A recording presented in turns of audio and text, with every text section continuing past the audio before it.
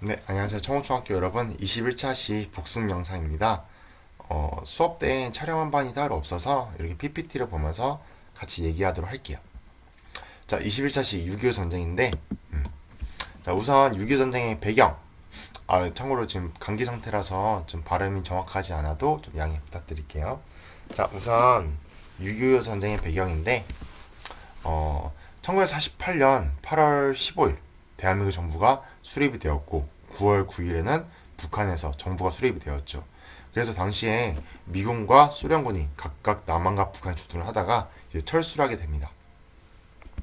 네, 철수를 하게 되는데 이때 당시 북한 지도자 김일성이 이제 소련의 지도자 스탈린에게 요구를 해요. 뭘 요구했냐면은 내가 지금 북한이 군사력이 그때 훨씬 더 강했거든요. 강하니까 이 군사력을 바탕으로 남한을 무력 통일을 하겠다. 정부 수립된 지 얼마 안 됐으니까 무력 통일을 하겠다라고 했지만 당시 소련 지도자였던 스탈린은 이것을 거절합니다. 그 이유는 세 가지로 추정이 되는데요. 첫 번째는 일단 당시에 소련이 이제 북한이 대한민국을 공격했다가는 당시 미국이 여기를 도와줄 가능성이 있다라고 해서 미국의 개입설, 미국이 개입할까 좀 두려웠다는 점. 두 번째 이유는 당시에 중국이 자유주의 국가를 만들려던 국민당의 장제스와 공산주의 국가를 만들려고 했던 그 공산당의 이제 마오쩌둥, 모태똥이 서로 싸우던 국共내전 기였어요. 그래서 소련이 아직 중국이 불안정하다는 이유. 세 번째는 이때 미국은 핵무기를 개발했지만 소련은 아직 핵무기가 없어서 소련이 아직 미국과 전면전을 하기에는 무리일 것 같다라고 해서 거절했었는데 1950년대 6.25 전쟁 직전에 이 세 가지 문제가 다 해결이 돼요. 우선 첫 번째로 소련도 드디어 핵무기를 개발했었고 두 번째는 이때 중국에서 국共내전에서 마오쩌둥이 이끄는 공산당이 이깁니다. 그래서 중화인민공화국이 수립이 되게 되죠. 그리고 이제 장제스가 이끄는 국민당은 여기 대만으로 쫓겨나게 됩니다. 자, 그리고 세 번째, 에치슨 선언이 발표가 돼요. 1950년 1월에 미국의 국무장관 에치슨이 이제 여기 초록선 보이시죠? 여기 초록선 보이시는데 여기인가? 자, 여기 보면은 이 초록선을 기점으로 미국은 일본과 필리핀까지만 방어를 하겠다라고 발표를 합니다. 그래서 소련이 저거는 그러면은 대한민국을 보호해주지 않겠다는 건가? 라 그래서 북한에게 그러면은 공격해도 좋다라고 했고 1950년 6월 25일 북한이 남침을 하게 됩니다. 우선 남침하게 되었는데 6.25전이 시작되었는데 초기의 군사를 보면은 말도 안 되게 진짜 북한이 압승을 합니다. 군사력도 훨씬 많고 탱크 수도 소련이 탱크를 지원해 줬거든요. 탱크, 야포, 함정, 항공기 할 거 없이 정말 정말 강력한 부대로 우리나라를 빠르게 치고 내려와요. 왜 그랬냐면은 미국이나 다른 연합군이 개입하기 전에 빨리 무력을 통일해야 된다라는 게 북한의 작전이어서 정말 빨리 내려옵니다. 그래서 3일 만에 서울을 빼앗겼고 그 다음에 우리가 낙동강까지 밀리게 된 거죠. 그런데 다행히도 이때 메가더 장군이 이끄는 유엔 연합군이 빠르게 남한을 도와주겠다 약속을 했었고 연합군이 인천 상륙작전 메가더 장군이 이끄는 유엔 연합군이 인천 상륙작전에 성공함으로써 우리가 반격을 하고 올라갈 수 있었습니다.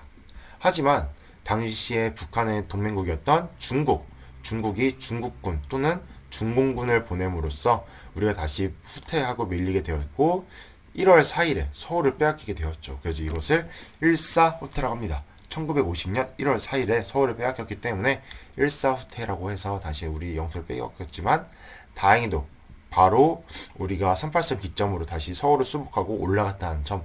그런데 지금 보면 알 수 있듯이 1951년부터 53년까지 거의 2년 동안 이 38선 근처에서만 싸우게 돼요. 그래서 여기서 정말 수많은 사람들이 죽고 다치고 했거든요. 그래서 우리나라랑 이제 북한이랑 도저히 승부가 안 난다.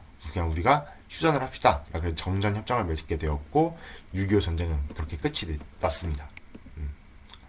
어떻게 보면 정전으로서 이제 맺음이 됐는데 뭐 물론 정전 맺을 때 포론 송환 문제라든지 또는 이제 휴전선을 어디로 그릴 것이냐 하는 문제로 좀 갈등이 있었지만 그래도 휴전을 했다는 점. 그래서 6.25 전쟁 결과 우선 첫 번째, 우리나라의 거의 모든 기반 시설이 다 폭파되거나 무너지게 돼요. 그래서 정말 한반도가 발전이 하기 어려웠지만 우리 국민들의 엄청난 힘으로 정말 우리나라가 세계 11위까지 올라갔었죠. 그래서 지금 좀 떨어진 걸로 알고 있는데 정말 대단한 국민성을 가지고 있고, 두 번째는 수많은 인명 피해를 낳았습니다. 지금 기록에 보면 알 수 있듯이 한 거의 300만 명 정도가 죽거나 다쳤는데 정말 우리 민족에 있어서 두 번 다시 일어나서 안 될 사건이죠. 세 번째는 이산가족 같은 좀 많은 이산가족들 우리 국민에게 아직까지 오늘날까지도 많은 상처를 남기고 있고, 그리고 정치적으로 봤을 때 당시 우리나라 지도자였던 이승만 대통령과 북한의 김일성이 서로 지배 체제를 좀 더 강화시키는데 계기가 되었고, 이승만 정부 같은 경우에는 당시에 반공정책, 공산주의에 반대하는 정책을 펼쳤고, 김일성도 당시에 자기의 독재 체제를 강화시키기 위해서 이 6.25 전쟁을 이용하고 그 결과를 이용했다고 볼 수 있죠. 그래서 어떻게 보면은 우리나라와 원래 북한은 서로 각각 정부를 수립하기 1948년까지만 했어도 수많은 사람들이 통일을 주장을 했었어요. 근데 이 6.25 전쟁 때문에 이제 더 이상 통일보다는 분단이 지속되게 되었고, 그리고 어떻게 보면 오늘날까지도 약간 좌우 갈등이 심하잖아요, 우리나라가. 그 계기가 되었던 게 어떻게 보면은 이 6.25 전쟁의 상처가 아닐까 싶어요. 그래서 우리나라 내부적으로 봤을 때는 이렇게 좌우 갈등도 해결하고 국민이 좀 통합을 나갈 수 있고, 더 멀리 나가서는 좀 이산가족의 아픔이나 이 6.25 전쟁 아픔을 좀 씻을 수 있도록 통일을 위해 노력이 필요하다 생각이 돼요. 그리고 통일이 돼야 되는 이유는 제가 선생님이 생각했을 때 두 번 다시 6.25 전쟁 같은 아픈 민족의 상처가 일어나지 않기 위해서라고 생각을 합니다. 그래서 정말 전 세계 유일무이한 분단 국가잖아요. 그리고 같은 민족끼리 싸우게 되는데 우리가 북한과는 이제 평화 통일을 점차적으로 좀 나아가서 언젠가는 통일이 되어야 되죠. 그래서 오늘은 이렇게 여러분이랑 함께 PPT를 통해서 6.25 전쟁의 배경, 그리고 전개 과정, 그리고 결과, 그리고 통일에 대해서 잠깐 생각해보는 복습 영상이었습니다. 감사합니다.